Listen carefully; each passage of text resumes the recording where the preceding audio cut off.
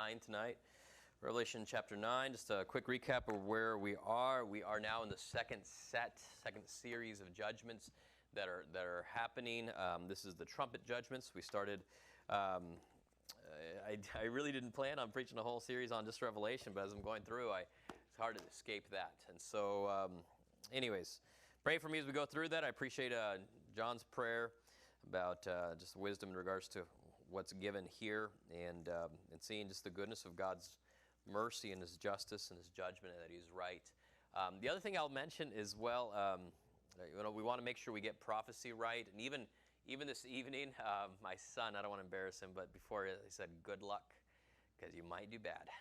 And so, anyways, I appreciate the honesty, or because it might not do well. I'm sorry, it might not go well. So, anyways, that being said, it's one of those things we want to be careful about in understanding prophecy.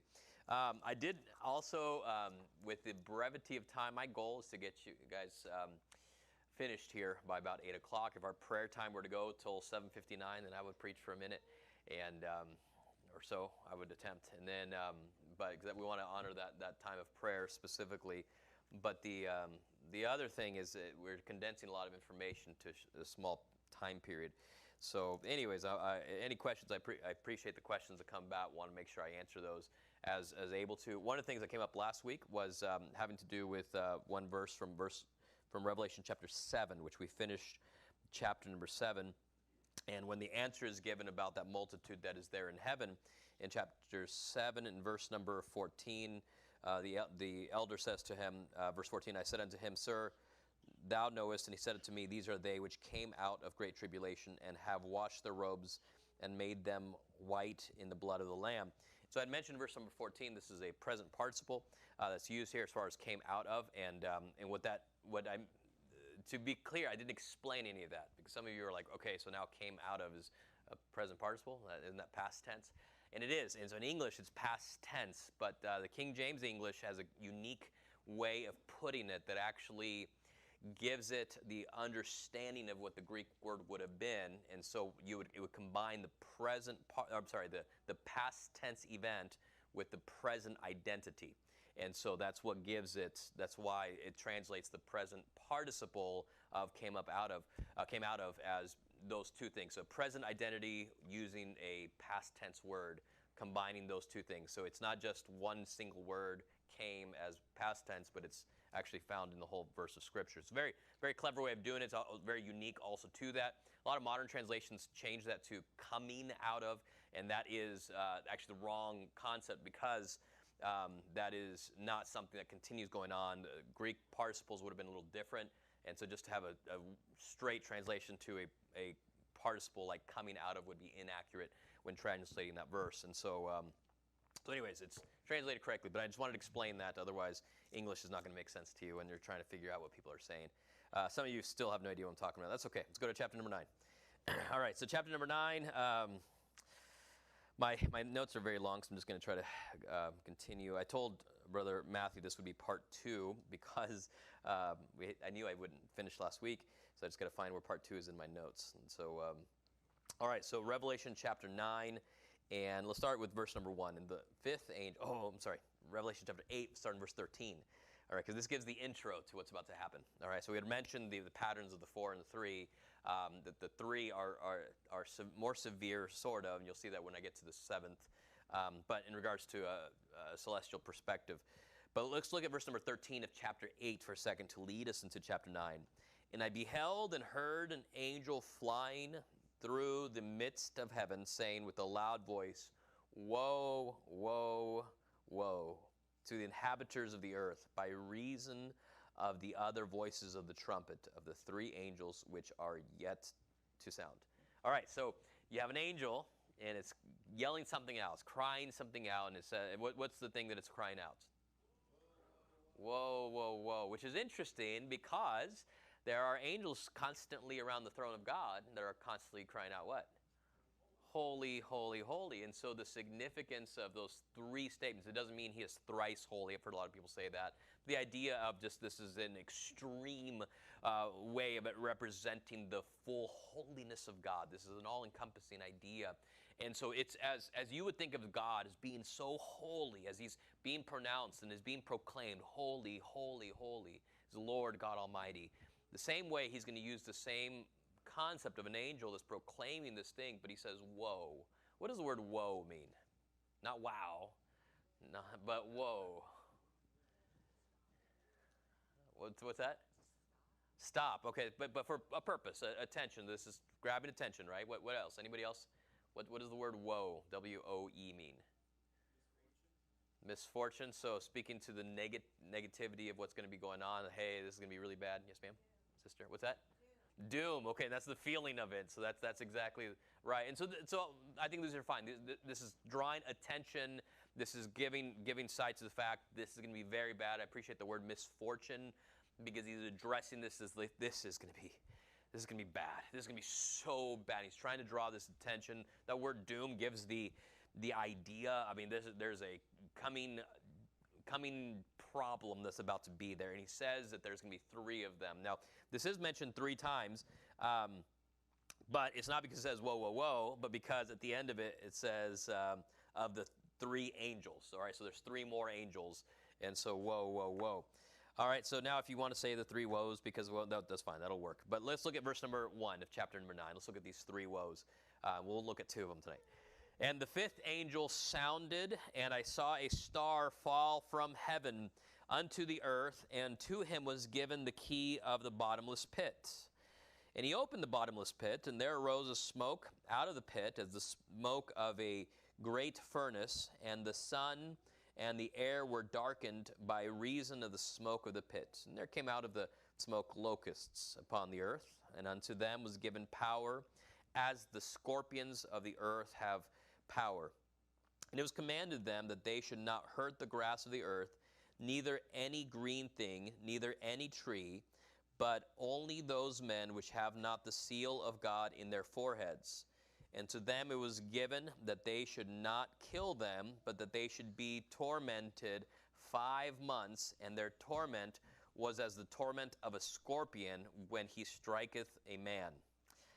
All right, so starting off here in this one, this is the, you'll notice the Bible starts in verse 1. This is the 5th trumpet. So trumpet sounds, you imagine the angel gets up there, blows that trumpet. The trumpet now makes the loud announcement, here comes the next one. Now this trumpet is blown in heaven, and this unleashes the event. So this is where the declaration would come from. This would be similar to the seals, which the seals open, it explains a declaration.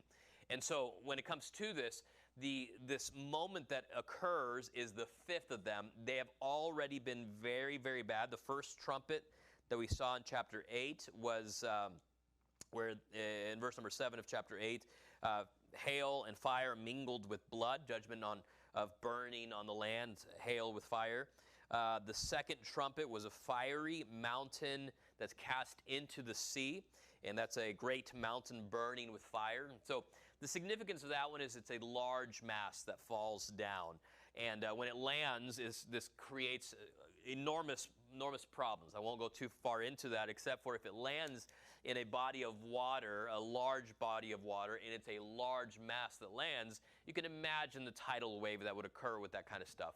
Apparently, if I were to guess, a kind of flash boil sea life in there changes the chemistry, the oxygen depletion there in that body of water. And besides that, it would destroy shipping that's already in that land, as well as reaching all the way to the ports and docks on that body of water. So let's just say it takes place in the Pacific Ocean. The amount of devastation it would have all along the western seaboard of the United States and all the Americas, and of course the eastern of China, Australia, India, the Pacific Islands, all that's going through there would be absolutely devastating. There would be no recovery from that. And so it describes that there's a third of the world that's damaged by it. The next one talks about a great star from heaven. But you'll notice that when it comes to these things, they're all very earthly, very much with an earthly perspective. He's giving physical descriptions to describe something that takes place, and he gives some numbers and some information that describes this type of suffering that takes place in geographical areas.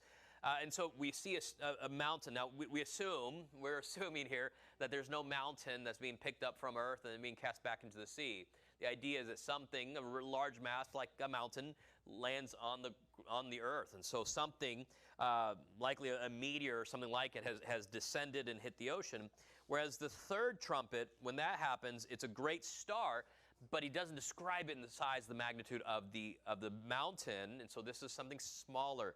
And yet this burning like a lamp, burning as it were a lamp in verse number 10 and 11, lands, and it affects the freshwater sources. And so the fresh water then becomes poisoned. And a third of rivers and springs become bitter and deadly. So the chemistry of it affects, so it literally kills people from drinking the water.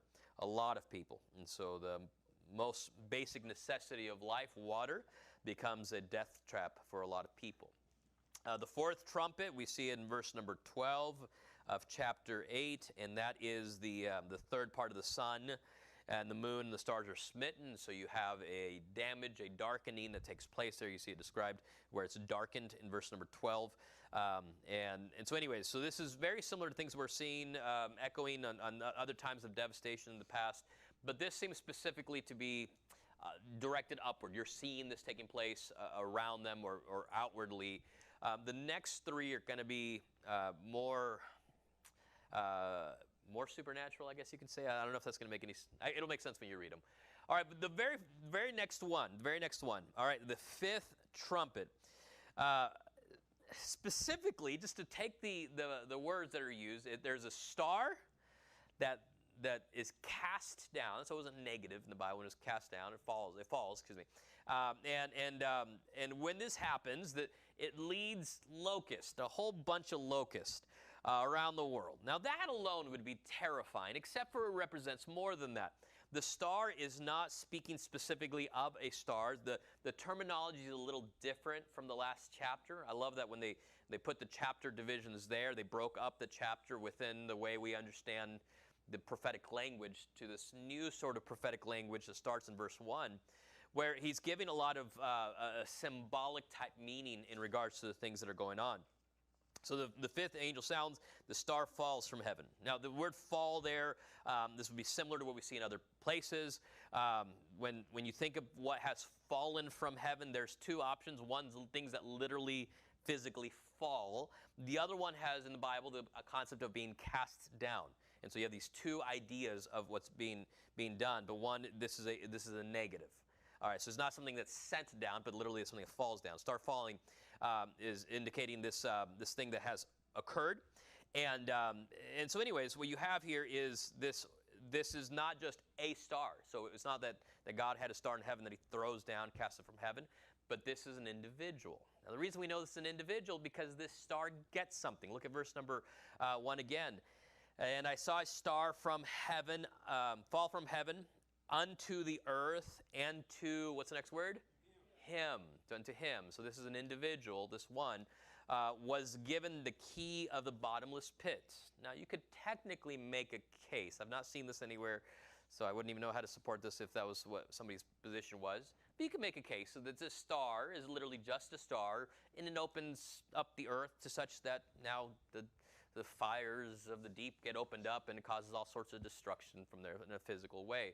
But he's not just personifying the star. Literally, the star is reflecting, is demonstrating that it is someone.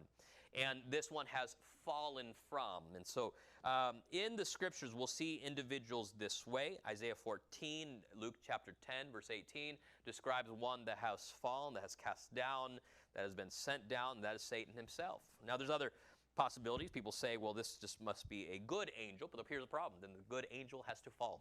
And so anyways, there would be no consistency in biblical language to suggest that a fallen angel would be a good one with a message.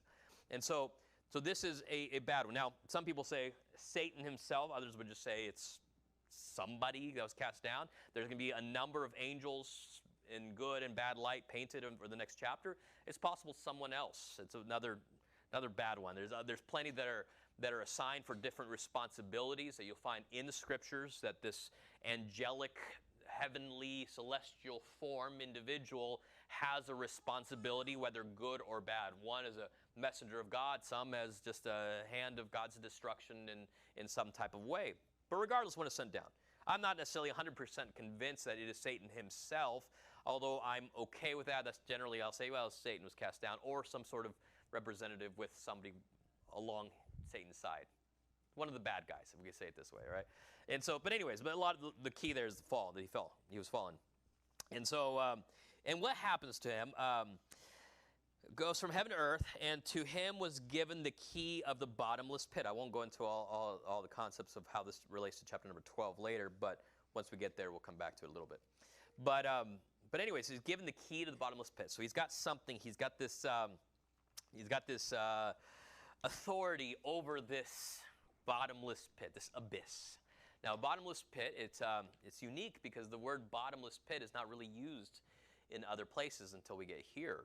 And so he's leading to something, and it's not, some people say, well, he's cast into hell, but he calls it a bottomless pit specifically in this occasion. And anyways, so there is some authority over this, and the authority is given specifically to unlock it for a purpose. Now, there's some opportunity for him of what to do. Look at verse number 2. And he opened the bottomless pit, and there arose a smoke out of the pit. I love that at this point, he gives you kind of the visual picture for you to understand kind of the scene. Just to me, I've seen those times where they find like the secret key that unlocks the treasure, and they stick it into the wall. Smoke comes out, and then the key goes. You know what I'm talking about. This is kind of what's happening. So the picture is given. Now, it doesn't. I don't necessarily believe. Now, I could be wrong, and I'm just going off of what's given here. There is imagery being used already of a star and cast to the earth, and so with that, I doubt he's got like a set of keys that God threw down to him on the ring, says open it up. But the idea now, he has authority to open this. So he's going to summon what was once restrained, and now he's going to be able to do something. What is this thing he's going to do? And so you have the smoke comes up like out of a great furnace, and the sun and the air were darkened. Isn't it interesting? We see this again a third time, where we keep seeing. Every time you see these massive pictures of the destruction, you always see the sun, moon, and stars darken. That's why Jesus speaks about this, about being that sign. And so this occurs. And now in verse number 3, and there came out of the smoke locust upon the earth. Now, how many of you have seen locust before? Seen locust? Some people think it's just a grasshopper. Well, yes, technically, but not really. Locusts would be a little bigger, a little more destructive. They come in large quantities, and they're incredibly destructive. So this thing, now, if we relate it to the star, we understand the star is an individual. The locust, then, is probably not just actual locusts. Okay? So it's not just large locusts or strange-looking locusts. I've heard people talk about this, and they say, you know what this is? This is the Apache helicopter. How many of you have heard that one before? Okay, so, I mean, I've seen the videos too, where you have a whole group of Apaches come through some smoke, but I don't think that's what it's talking about, all right? So this is not just a cinematic type quality here. This is something that this one that was cast down is able to do. And anyways, this locust comes out of the smoke. Upon the earth, and unto them was given power as the scorpions of the earth have power. In other words, they can hurt you. And what they have is they have a limitation specifically on what they can do. Their limitation is don't hurt the grass, don't hurt green stuff, only people. And the people are those that don't have the seal of God on their foreheads. And so we see this back in chapter, I can't remember where, those that were sealed. Chapter 7, verse. Anyways, you see those that were sealed. There's the responsibility of sealing a certain group of people. It said, okay, if they're sealed, don't touch them, but you can hurt the other ones. Don't kill them, just hurt them. And this is if they're stung or if they're hurt by this is going to be something that lasts for 5 months. So this is incredibly painful, something that occurs. So they're tormented, like as a scorpion tormented you. No, I was going to say poking, but. Stinging you. Okay, that's the thing. I hate stinging things. I despise them. People, if you know me, I hate bees of all things that I'm afraid of. That is the thing. You give me spiders or snakes, I don't care. Bees, I'm seeing images of Revalation 9 in those bees, especially wasps. They just look sinister. But anyway, so this is what's happening here. So they come out and they darken the sky. There's darkness, chaos accompanies the release of these animals or these things. I do tend to believe that this is these would be similar as far as demonic beings. This is spiritual in nature as far as what's going on, but definitely experienced in a physical way. And so there's great harm that's being done at this time. With that, they have been restricted for some time. If you look at prophetic language in the Old Testament, it's actually very consistent to that. Prophetic language oftentimes would be that God restricts what the enemy would do, but that at one point the enemy is basically released to do that work. For instance, the word wrath is on occasion used to describe the judgment that Nebuchadnezzar would give to Jerusalem. And on the two occasions where the word wrath is used, it's the wrath of God. Now, does it mean that he was supernaturally empowered to do this type of thing? No, it just means that God finally released Nebuchadnezzar to exact his wrath on Jerusalem for their wickedness that they had done. And so this is the same type of language where God finally says, all right, to the extreme, this one is cast from heaven and given this opportunity to open up and in this demonic way harm the inhabitants of the earth in this enormously bad way before they were restricted. And God's still saying there are restrictions. You look at the book of Job, and Job is similar in the sense that that Satan goes to approach him about Job, and God says, go ahead, but don't touch, and then he explains the restrictions in regards to his health, and then later on to his life, right? So it's not inconsistent to have this one. So here's the other thing. We find out something, that God is all-powerful, even over such beings as would try to cause damage. But you're seeing really just the unleashing of hell, if you could say it that way. And so, or this abyss that's there. And so, anyways, continuing on, it doesn't get better. Look at verse number 3. And there came, I'm sorry, we already read that part. Verse number 5, yes. Sorry, that number 5 is scratched out on my Bible. Just wore out there. And to them it was given that they should not kill them, but that they should be tormented 5 months. And their torment was as the torment of a scorpion when he striketh a man. And in those days shall men seek death and shall not find it, and shall desire to die, and death shall flee from them. So there's this incredibly difficult time to go through. I won't go through that. He gives a good description there. But they want to die, they can't die. Verse number 7, and the shapes of the locust, these terrifying things. So just imagine in your mind's eye, if you will, were like unto horses prepared unto battle. And on their heads were, as it were, crowns like gold, and their faces were as the faces of men. Now, I don't know exactly what that means, except for like, well, they look like people, or does it mean they kind of look ugly? And because the next part, and they had hair as the hair of women. So we assume that doesn't mean like, well, you know, they had the shaved side, and then one side of it was painted red, or anything like that, okay? But you know what I'm talking about. The idea is, we understand, we think of women's hair, we have a certain look, the idea of longer hair, right? And so this is long, but they have faces like men, and so which would be, that'd be quite an army, regardless, that would be scary. But the point is that he's giving you some imagery there. The other thing that's interesting, if you go to Joel chapter 2, which we're not going to go through, verse 1 through 11, it gives the description of an army. It has a lot of similarities there in regards to what this looks like, knowing that it's quite bad as far as the destruction. Not identical, but very bad. And anyways, verse number 8, continuing on at the second half, and their teeth were as the teeth of lions. So this is all symbolic language there to describe what these things look like. Verse 9, and they had breastplates, as it were, breastplates of iron, and the sound of their wings was as the sound of chariots, of many horses running to battle. That's why some people think it's Apaches. Again, this is not a military general that releases his Apache army. Verse number 10, and they had tails like unto scorpions, and they were stings, and there were stings in their tails, and their power was to hurt men 5 months. By the way, if the tail of an Apache stings you, it's not just going to hurt, okay? So that being said, we don't know exactly what this is. So verse number 11. So obviously they're targeting only the unsealed, those that are desperate for death. And they have a king. In verse number 11, and they had a king over them, which is the angel of the bottomless pit, whose name in the Hebrew tongue is Abaddon, or Abaddon, as some people say, but in the Hebrew tongue hath his name Apollyon. one woe is past, and behold, there come two more woes hereafter. And so they have a leader over them. This is a he's called the Destroyer. So Apollyon the Destroyer. So his name is associated with destruction, with death, not salvation. There's no hope in this guy and what's leading them. These names indicate the evil, demonic nature of what's taking place. These are not good angels just doing the tasks of God.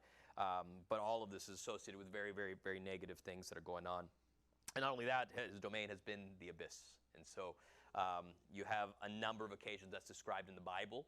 For instance, when Jesus casts out the demon's legion from the swine, their fear is that they would be cast into the deep, right? And he's not saying, oh, don't throw us into the water. The pigs were going over the water. That wasn't a big deal. The issue he's talking about into the depths. And so there's occasions, the book of Luke talks about those that were closed up in chains of darkness for a long time for a specific purpose later on. And so I apologize, Peter speaks of that. All right, so anyways, the nature of their judgment is quite bad. The first woe is in a series of three woes, or three very, very severe judgments that take place that are just absolutely devastating. Verse number 13, we get to the next woe. And the sixth angel sounded, and I heard a voice from the four horns of the golden altar which is before God. Now this is relaying where God is on the throne in relation to how we would understand it through the visible picture of the Ark of the Covenant, but in heaven he's speaking of. And so he's given us this understanding. Verse number 14, saying to the sixth angel which had the trumpet, loose the four angels which are bound in the great river Euphrates. And the four angels were loosed, which were prepared for an hour and a day and a month and a year for to slay the third part of men. So now you have four angels that are bound. Again, they are bound. The word bind is not a positive. You will not see anywhere where being bound is a positive, or they're just kind of being held back for a little while. The word bound would be a negative. And so these four angels are not like, well, we're just holding off until Jesus says go. These people are, these angels are restricted. They're bound, demonstrating that this is a negative on them, but again, restricted for what they're about to do. It says specifically that they are bound, and it talks about their preparation, which I think is really interesting. In verse number 15, they were prepared for an hour and a day and a month and a year for to slay the third part of men. I've always taken that verse to be like, okay, so for a year and a month and a day and an hour must mean like for 13 months and however many days that they've been waiting and they've been preparing, they've been practicing. They've got like these four angels that are doing war games against each other to like go do this thing. But actually it's kind of reverse of that, where he's saying that they have been prepared for this moment in time, for this thing, and this year, this month, this day, this hour. For this time, they have been prepared. In other words, there's one purpose for these four angels. And so this is what they're going to be allowed to do.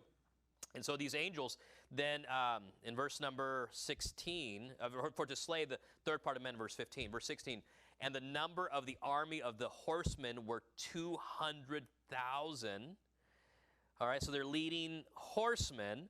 And how many? There's 200,000, and I heard the number of them. By the way, 200,000 is a very big number. The one I've heard on this one is either Russia or China. I don't think that's the case on either one of them, because again, we're speaking of how he's given it. Just leave it to what the Bible says alone. And but there is a demonic, there's an evil thing that's taking place here. So anyway, there's this humongous group of people, 200,000, excuse me, and I heard the number of them. Now, I heard the number. This is an astonishing number. All right, so when it comes to this, we're talking about 200 million horsemen, likely demonic forces, to slay the third of mankind. I don't know much more detail besides what he's told us here. He's given us some pictures to understand how bad this divine judgment is going to be, the devastating power there. Fire, smoke, and brimstone takes place. Look at verse number 17. And thus I saw the horses in the vision, and them that sat on them having breastplates of fire and of jacinth and brimstone. And the heads of the horses were as the heads of lions, and out of their mouths issued fire and smoke and brimstone. By these three was the third part of men killed, by the fire, and by the smoke, and by the brimstone, which issued out of their mouths. For their power is in their mouth, and in their tails. For their tails were like unto serpents, and had heads, and with them they do hurt. And the rest of the men which were not killed by these plagues, yet repented not of the works of their hands, that they should not worship devils and idols of gold and silver and brass and stone and of wood, which neither can see nor hear nor walk. Neither repented they of their murders, nor of their sorceries, nor of their fornications, nor of their thefts. All right, so the response of these people. So we understand there's great devastation. There's people dying everywhere. People have been suffering for months, and it is so bad. The suffering is extreme. The angel says, whoa, what, the first woe is done. Second one is people start dying now. It's escalated. It's escalated. There's a tinge of the goodness of God that's seen in the mercy that people don't die. Yes, you suffer, but you don't die. And we're challenged with this idea that they still repented not. Here's the idea. They had the chance. They had the chance, and they still refused. And so in these days of living, they're still saying no, and they're turning this all down. In fact, there's this enormous hardness of heart, the overwhelming destruction and torment, and yet humanity refused to repent. And specifically, what do they do? All right, what do they do? Right in the middle of verse number 20, yet repented not of the works of their hands, that they should not worship devils and idols of gold and silver and brass and stone and of wood. So here's the thing. They will pursue anything to help them. Anything. Now back in chapter number 6, they understand the wrath of God, the wrath of him that sitteth on the throne. It's time. Jesus is pouring out his wrath. But still, how are they going to get salvation? Not by him, not by the one that they know is tormenting them, but by anything else. When it describes the idea of idolatry, in my opinion, it's just anything besides God. Anything besides God. And this is what's happening here. And so you have this hardness of the heart, and describing the purpose of these judgments. These judgments serve to show that even extreme suffering cannot change the heart of those that have hardened themselves against God. So sometimes we think, okay, well, if it's really bad suffering, maybe this hard time will just turn them to the Lord. It won't. It could break them. But they still have to go to God. They still have to call in the name of the Lord. Unfortunately, they'll do anything but that. Breaking brings you to a point of decision. Either just it ends you, or you will decide to do something.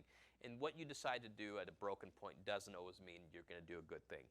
And for them, they're broken, they're hardened, and yet they still do not call on God.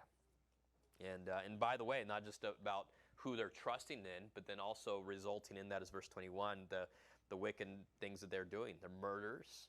I'm just thinking in the middle of all this, they still have time to kill each other.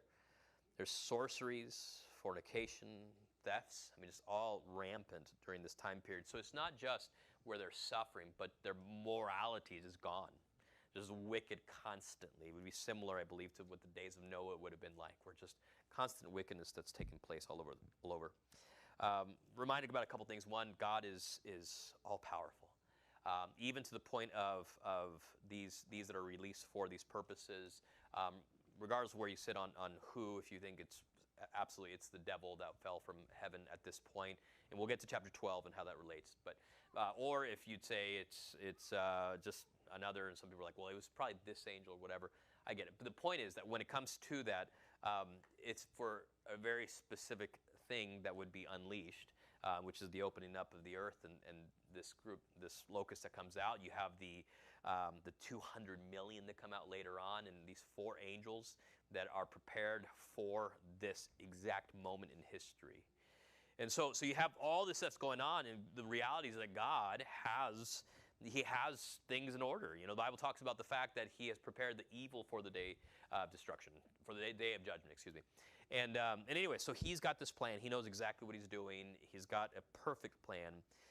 And there is still a gracious call of God to call people to repentance. And unfortunately, people will continue to believe what they believe. but we can still direct them to the good news of Jesus. That yes, that judge is also the one that loves and that gave his own life for us. That God sent his son into the world, not to condemn the world, but that the world through him might be saved, that they can receive Jesus. And so he's calling, and we have an opportunity for that. I look at all this and I think nobody has to go through this. You don't have to. Your neighbor doesn't have to. Your friend doesn't have to. That rude person that cuts you off on 465, they don't have to. The point is that when it comes to this, you have an opportunity to extend mercy. And things are bad. I'll tell you something, that before all these things take place, they'll get worse. And when these things start, they'll get even worse.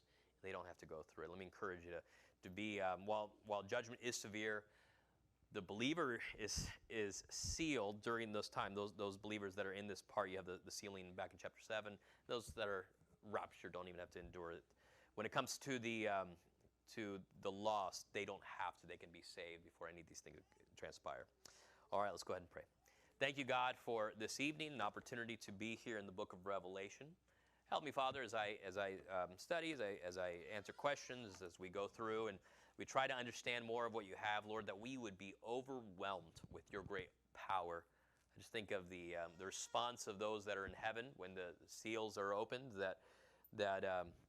or even at the receiving of the scroll, receiving of the book, that you are worthy, and only you are worthy. And I pray that as we consider those things, that we would remember that we serve a great God, a risen Savior, that it's wonderful to be a Christian. And I pray for your mercy, that you would use us as instruments of that mercy to share the gospel with the lost and dying and desperate world.